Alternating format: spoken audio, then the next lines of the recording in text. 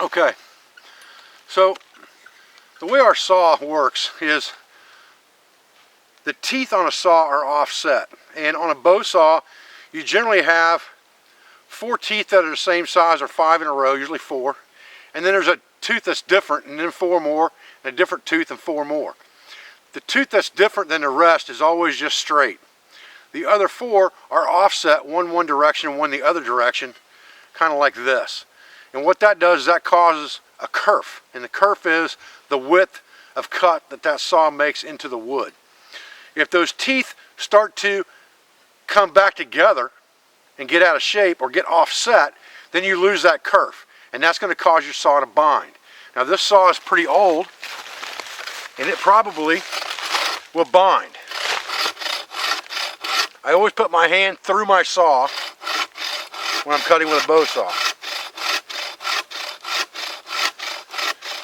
That does a couple things for me. Number one, I'm not here or here where I'm trying to do this and hold the log and it's bouncing around. Number two, I have no chance of catching my hand or my fingers with this saw because it's always through the blade. Number two, if I put my hand on the fall off end, I'm always pushing down, which increases that gap.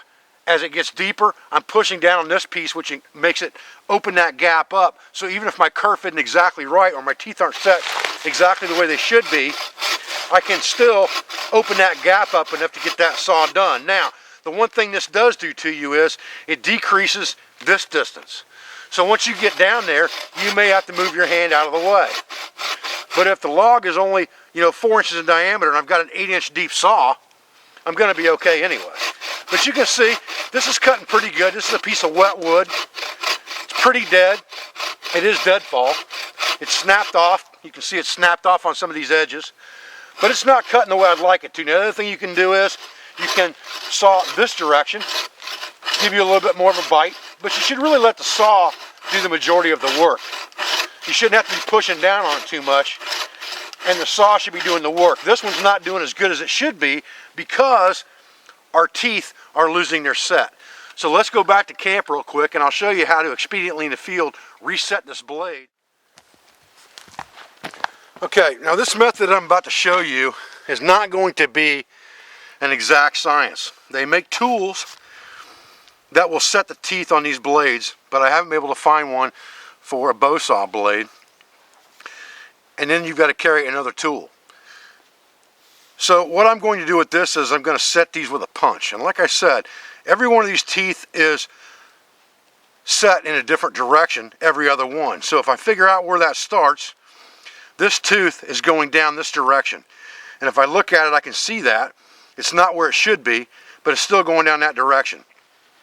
So what I can do is I can take a stump or a piece of softer wood, and then I can use some type of a punch or a nail that's easy to carry in my kit, maybe even possibly be able to find, from a fence or something like that, or an old broken down building or something like that. If you needed it, you could find it. Okay, so once I've decided what I'm going to use, a punch, a nail, whatever it is, I'm going to verify my current set. And I know that this first tooth is going down. In other words, it's going toward the log. So I'm going to set that on the log, and I'm going to put this punch about in the middle of the tooth and just give it a decent whack. Then I'm going to go to every other tooth just like that and do the same thing.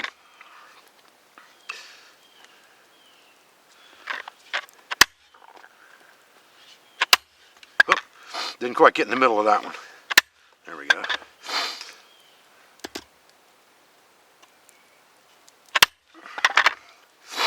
Now if I turn the blade over, everything should be the opposite.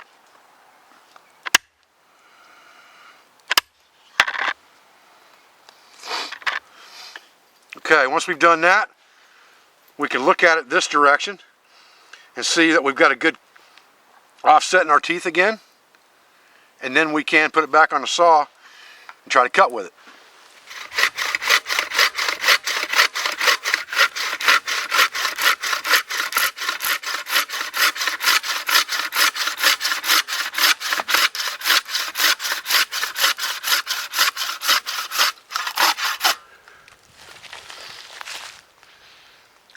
you're looking for fat wood, go no further than the nearest crotch of a pine tree that you can find where there's a nice sized branch sticking out.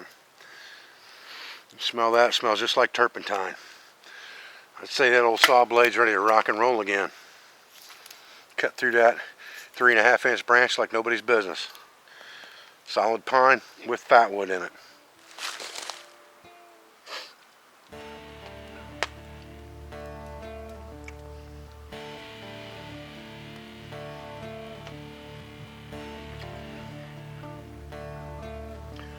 Folks, I appreciate you joining me for another video out here today around the campfire.